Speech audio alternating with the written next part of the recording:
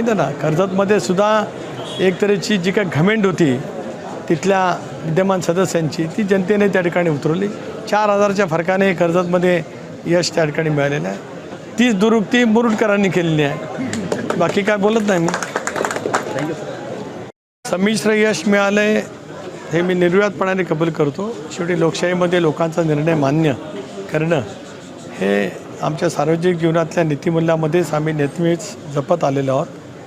मला आनंद आणि अभिमान वाटतो आहे की रोहाची नगरपालिकेचा नगराध्यक्ष असेल, मुरुडचा नगराध्यक्ष असेल, कर्जतचा नगराध्यक्ष असेल, 3 ठिकाणी राष्ट्रवादी काँग्रेस पक्षाला घवघवीत त्या ठिकाणी मिळालं. आणि आपण ॲनालिसिस करू शकता, संध्याकाळपर्यंत निकाल हातामध्ये येतील. सर्वाधिक नगरसेवक हे राष्ट्रवादी काँग्रेस पक्षाचे त्या ठिकाणी निर्वाचित झालेले आहेत. राष्ट्रवादी काँग्रेस पक्षाने भारतीय जनता पक्षाबरोबर महाड, श्रीवर्धन, पेण या ठिकाणी युती केलेली होती. तिथे आम्हाला चांगल्यापैकी यश मिळालं. मुरुडमध्ये आम्ही आणि प्रमोदजी सर्वांनी एकत्रितपणाने काम करायचं ठरवलं. त्यामध्ये सुद्धा नगराध्यक्षाच्या निवडणुकीमध्ये यश प्राप्त झालं आहे. आणि म्हणूनच विचारपूर्वक पावलं टाकत रायगड जिल्ह्यामध्ये अधिक गतीने काम करण्याच्या दृष्टीकोनातून राष्ट्रवादी काँग्रेस पक्ष नेहमीच अग्रेसर त्या ठिकाणी राहील. जनतेने दिलेला निकाल आम्ही स्वीकारतो आहोत, पण जनतेने दिलेलं पाठबळ राष्ट्रवादी काँग्रेस पक्षालासुद्धा या जिल्ह्यामध्ये सर्वाधिक जास्त आहे. त्याचासुद्धा मनापासून आनंद या निमित्ताने व्यक्त करतो. ठरवला म्हणजे उद्धव बाळासाहेब ठाकरेंचे उमेदवार निवडून आले. जिथे उद्धवजींना शिव्याशाप देण्यामध्ये ज्यांनी 2 वर्ष धन्यता बाळगली, तिथे मशाल चिन्हावरचे नगराध्यक्ष निवडून आले. हे ते विसरतात. आता काय चमत्कार त्यांनी केला म्हणजे पुन्हा घरमावशी मातोश्रीला त्यांची चालली काय, याकडे त्यांची पावलं वळतात की काय, हे त्या ठिकाणी अनुभवावं लागेल, तपासावं लागेल.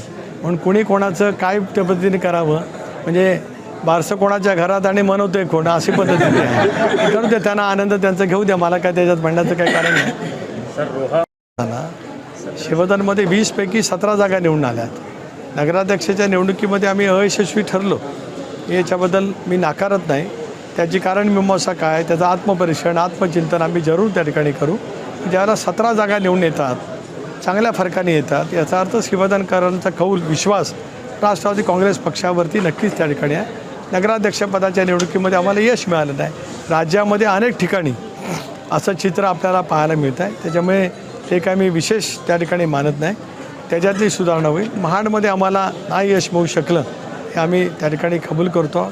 तरीसुद्धा महाडमध्ये राष्ट्रवादी काँग्रेस पक्ष, भारतीय जनता पक्ष अतिशय जिद्दीने उद्याच्या भवितव्याच्या कालावधीमध्ये सुद्धा काम त्या ठिकाणी करेल. आणि संविधान देणारे डॉक्टर बाबासाहेब आंबेडकर सामाजिक समतेचं अभिसरण ऐतिहासिक पैकीच्या 14 तळ्यावरती 1927 सालामध्ये झालं होतं.